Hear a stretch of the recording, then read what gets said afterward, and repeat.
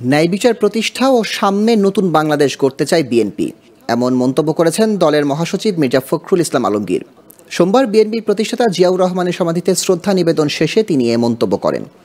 এদিকে শেরেবাংলা নগর থানায় সাবেক ডিবি প্রধান হারুনুর রশিদ ও ডিএমপির অতিরিক্ত কমিশনার বিপ্লব কুমার সরকারের বিরুদ্ধে হত্যা মামলা দায়ের করেছেন বিএনপি চেয়ারপারসনের উপদেষ্টা জয়নুল আবেদিন ফারুক।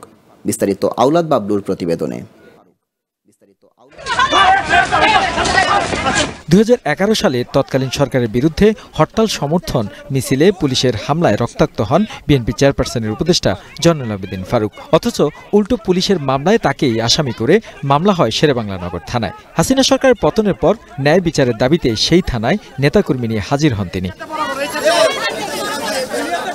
জয়নুল আবেদিন ফারুক বলেন, সেদিন রক্তাক্ত হয়েও ন্যায় বিচার পাননি, উল্টো মামলায় হাজিরা দিতে হয়েছে দিনের পর দিন। ছাত্র জনতার বিপ্লবে দেশ এখন স্বৈরাচার মুক্ত, তাই হারুন আর বিপ্লব কুমারের সেদিন নৃশংস হামলার প্রতিবাদ জানিয়ে বিচারের দাবিতে হত্যা মামলা দায়ের করেছেন তিনি। আমার বিরুদ্ধে পুলিশ বাদী হয়ে একটা মামলা করেছে, সে মামলা এখনো আমাকে হাজিরা দিতে হয়। এই হলো করুণ ইতিহাস।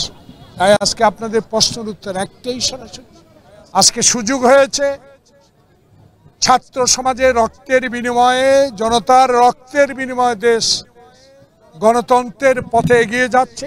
পদত্যাগকে বাধ্য করতে আন্দোলন করে যারা জীবন বিসর্জন দিয়েছেন, আজকে এই শেরেবাংলা নগর থানার সামনে দিকে তাদের জন্য আল্লাহ পাকের কাছে জোহরের নামাজের পরে দোয়া করি, আল্লাহ পাক যেন তাদের বেশ নসিব। এর আগে স্বেচ্ছাসেবক দলের 44তম প্রতিষ্ঠা বার্ষিকী উপলক্ষে শেরেবাংলা নগর বিএনপির প্রতিষ্ঠাতা জিয়াউর রহমানের সমাধিতে শ্রদ্ধা নিবেদন করেন দলের নেতাকর্মীরা।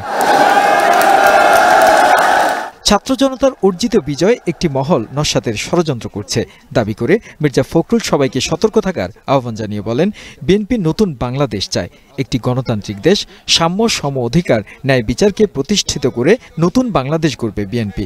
আজকে ছাত্র জনতার এই বিজয়কে নস্যাৎ করে দেওয়ার জন্য ষড়যন্ত্র করতে, চক্রান্ত করতে। আমরা খুব পরিষ্কার করে বলতে চাই, আমরা একটা নতুন বাংলাদেশ চাই। আমরা চাই একটা গণতান্ত্রিক বাংলাদেশ, সাম্য মানবিক অধিকার ন্যায় বিচারকে প্রতিষ্ঠিত করে আমরা এই নতুন বাংলাদেশ গঠন করতে চাই। বেগম খালেদা জিয়া আর কিছু কিছু নেতাকর্মীও মুক্ত হয়েছেন, কিন্তু এখনো অনেকেই কারাগারে বন্দী। তাদের মুক্ত করার চেষ্টা চলছে বলেও জানান মির্জা ফখরুল।